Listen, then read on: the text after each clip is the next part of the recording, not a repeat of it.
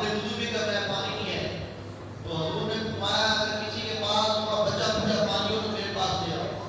وہ ایک صحابی کی مشق میں چند قطرے پانی کا وہ حضور کی بارگاہ میں پیش کیا گیا۔ حضور نے کھلے برتن میں اس پانی کو ڈال کے پھر جو دلہا والے نورانی ہاتھ اس ٹائم پہ رکھتی ہے، برتن رکھتی ہے، سرکار نے جیسے وہ ہاتھ رکھے تو حدیث پاک بخاری کی حدیث بھی ہے، یسوع ماؤ فیران پانی ایسے فوارے کی طرح حضور کی انگلیوں کے درمیان سے پانی جاری ہو گیا، جیسے فوارے چل پڑے ہوں، بے شمار پانی نکلا، تو اتنا پانی نکلا کہ صحابہ کرام فرماتے ہیں ہمیں سارے صحابہ نے پانی پیا، اپنے جانوروں کو پلایا اور اپنے برتن بھی بھر دیے۔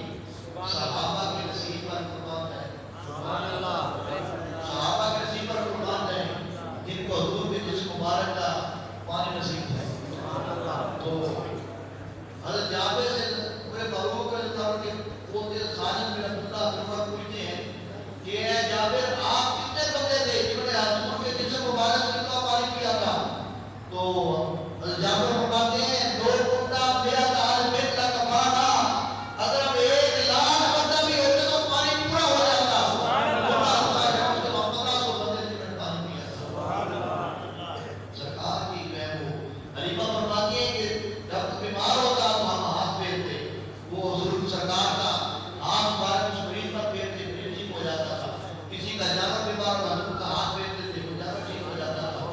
تو حلیمہ سعدیہ کو یہ برکات نصیب ہوئی، ان کے علاقے کو یہ برکات نصیب ہوئی۔ تو سرکار پاک کی نجمانی دیکھی حلیمہ سعدیہ کہ حضور کی دائی بننے کی سعادت ملی، رضائی والدہ بننے کی سعادت ملی، تو حضور کا ان کے ساتھ کیسا رویہ تھا، رضائی ماں کے ساتھ حضور کا کیسا یا وہ اسے سلوک تھا کہ حضور کی زندگی میں ایک یا دو واقعات آتے ہیں جس میں حلیمہ سعدیہ حضور کی بارگاہ میں آئی۔ تو حلیمہ سعدیہ جب آتی تھی تو سرکار کے بیٹھنے کے لیے کہ وہ اپنی چادر بچھا دیتے تھے، اسلام کے لیے کھڑے ہو جاتے تھے، جو کچھ گزارش کرتی تھی ان کو عطا فرماتے تھے، بڑے احترام کے ساتھ پروشن کرتے تھے۔ تو حضور کے وصال کے بعد حضرت فاروق کو صدیق اکبر کا بھی یہی معمول تھا کہ صدیق اکبر حضرت فاروق کے دور تک حلیمہ سعدیہ زندہ رہی، اور جب صدیق اکبر کے بعد حضرت فاروق کے پاس حلیمہ سعدیہ آتی تھی تو وہ بھی احترام کا اپنی چادر بچھا دیتے تھے، کھڑے ہو کے استقبال کرتے تھے اور انعام و اکرام کے اوپر بھرنے کا دیتے تھے۔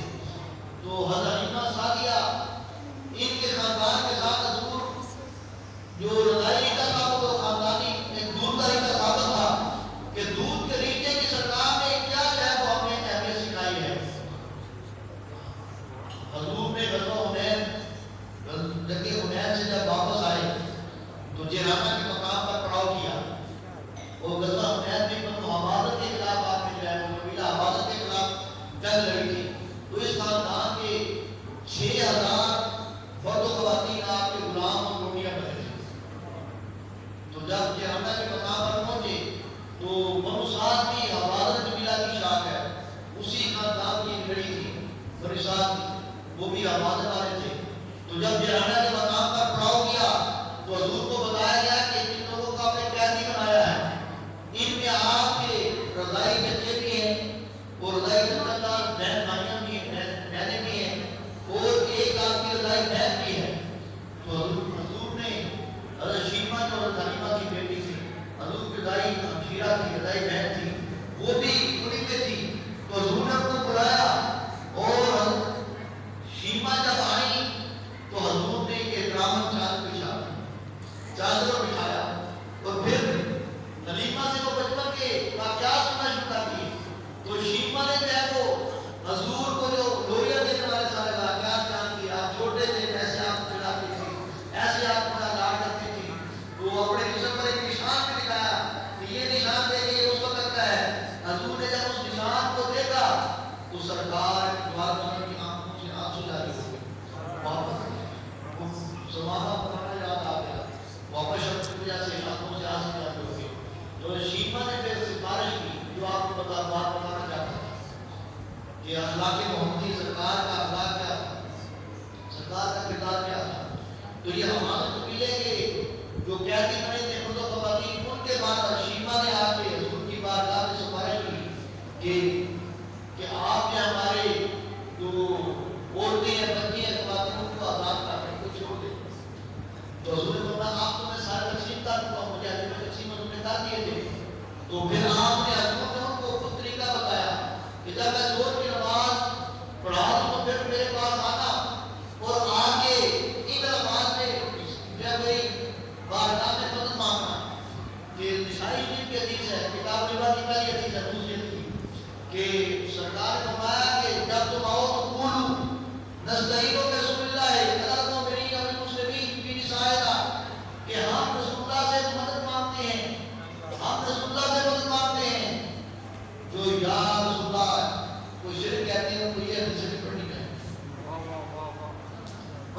کہ یا رسول اللہ کا شرک ہے یا علی کا شرک ہے، ان کو یہ حدیث بھی پڑھنی چاہیے.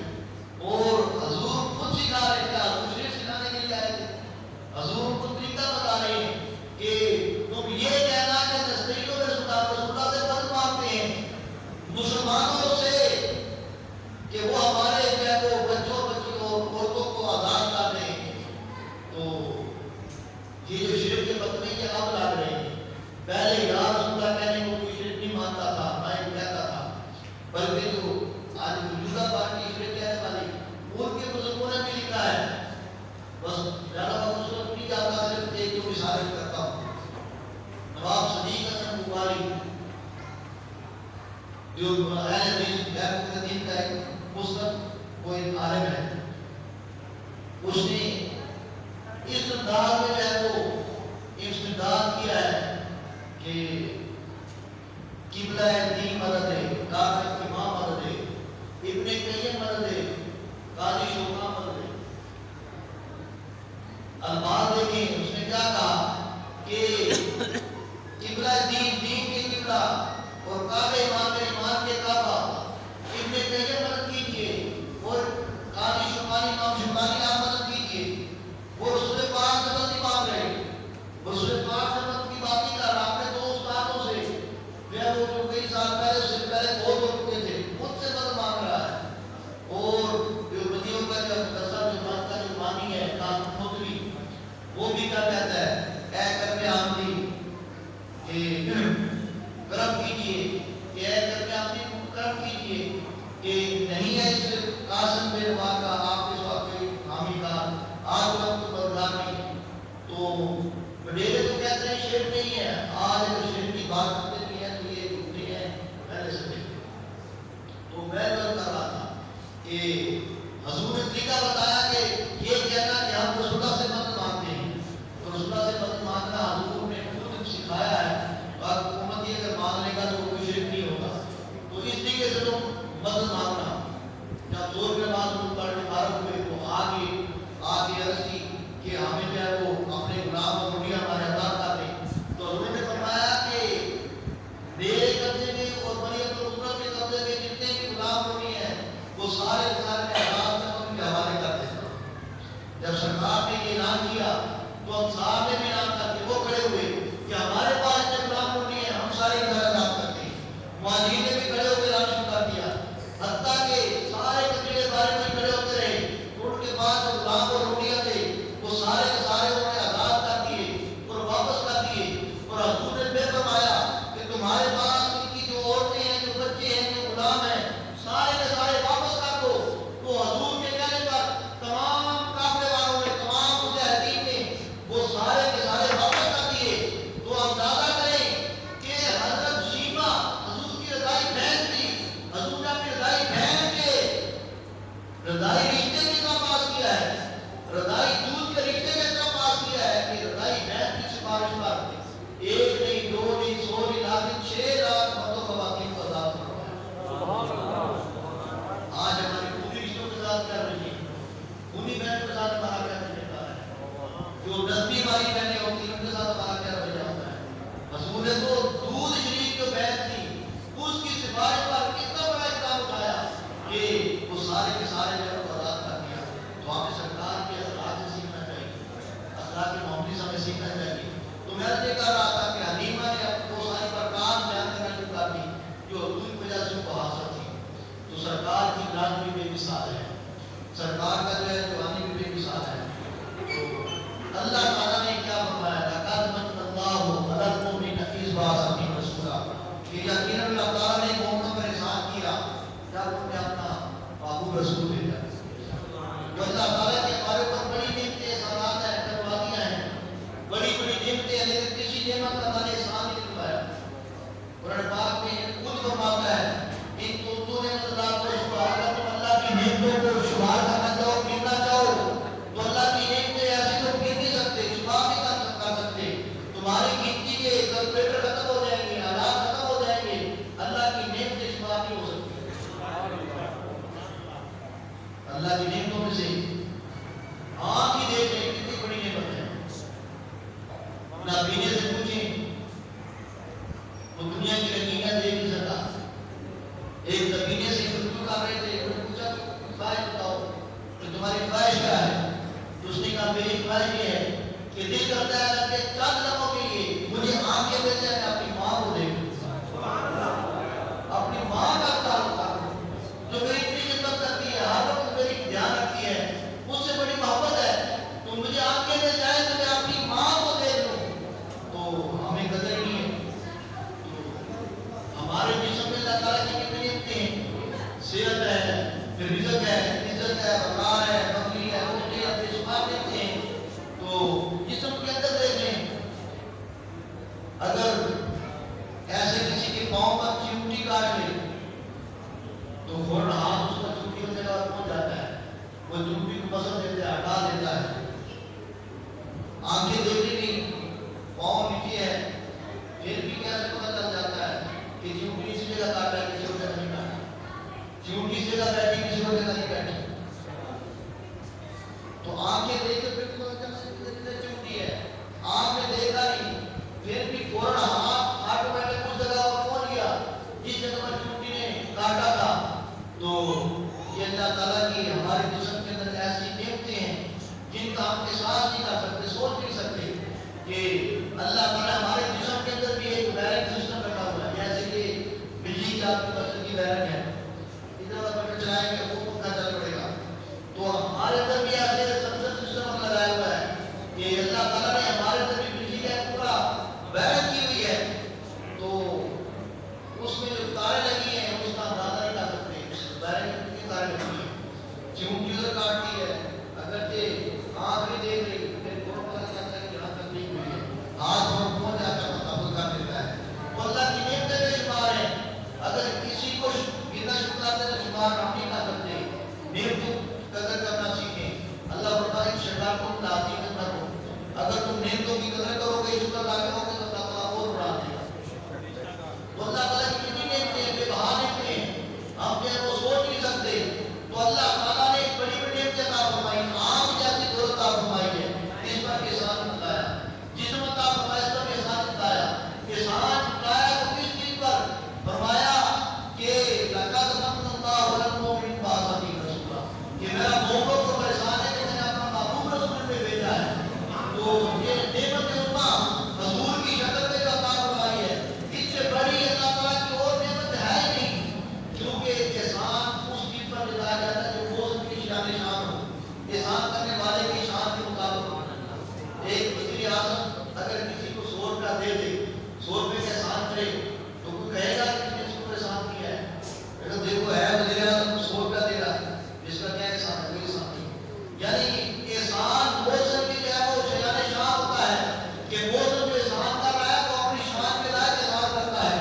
تو اللہ تعالیٰ نے مومنوں کا جو احسان کیا ہے کسی مادی چیز کا نہیں کیا, کسی ایسی چیز کا نہیں کیا. تو احسان فرمایا تو اپنے محبوب نبی کی وجہ سے فرمایا کہ میں نے اپنا محبوب رسول عطا فرمایا ہے, اس سے تمہارے پر احسان فرمایا. اگر کوئی یہ کہے کہ یہ احسان تو صرف اس وقت کے مومن پر تھا, صحابہ کرام پر تھا, تو پھر اللہ نے قرآن میں دوسری آیت بیان فرمائی ہے جس کا فرمایا لقد من اللہ علی المؤمنین بعث فیہم رسولا. ایسے فرمایا ان الصلاۃ کانت علی المؤمنین کتابا موقوتا, کہ بے شک نماز ہے وہ مومنین کو مقرر وقت میں پڑھنی ضروری ہے. تو جس کا نماز کے بارے میں فرمایا کہ وہ بھی مومنوں کے اوپر لازم ہے, ویسے مومنوں کے بارے میں فرمایا بتائیں صرف نماز صحابہ پر تھی یا قیامت تک آنے والے ہر مسلمان کے اوپر فرض ہے؟ جیسے نماز قیامت تک آنے والے ہر مسلمان کے اوپر فرض ہے, اس کے علاوہ لازم ہے, تو اللہ تعالیٰ کا یہ احسان بھی ہر مومن پر قیامت تک آنے پر باقی ہے. تو احسان کے لیے 3 چیزوں کا ہونا ضروری ہے. احسان کرنے والے کا ہونا, جس پر احسان کیا گیا ہے اس کا ہونا, اور جس وجہ سے احسان کیا گیا وجہ احسان کا ہونا ضروری ہے. تو احسان کرنے والا کون ہے؟ اللہ تعالیٰ ہے جو باقی اپنی ہے, عدلی ہے. تو احسان کن پر کیا گیا ہے؟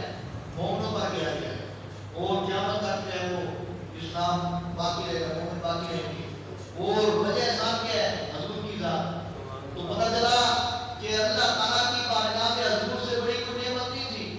آپ سے زیادہ قابل قدر کا اور نعمت اس وجہ سے حضور کی تشریف آوری کو مومنوں پر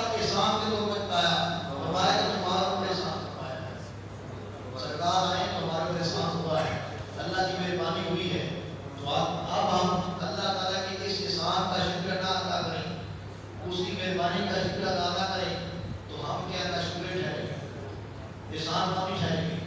تو شکر گزاری کیا ہے کہ ہم اپنے نبی کی شریعت کو اپنائیں، اپنے نبی کی اخلاق کو اپنائیں، اپنے نبی کے کردار کو اپنائیں، کہ جس مقصد کے اللہ تعالیٰ نے ہمارے نبی کو بھیجا تھا وہ مقاصد انہوں نے بیان کر دی ہے۔ میں اس لیے بھیجا گیا ہوں تاکہ ایک اچھے اخلاق کے اچھے کردار کو عام کر دوں۔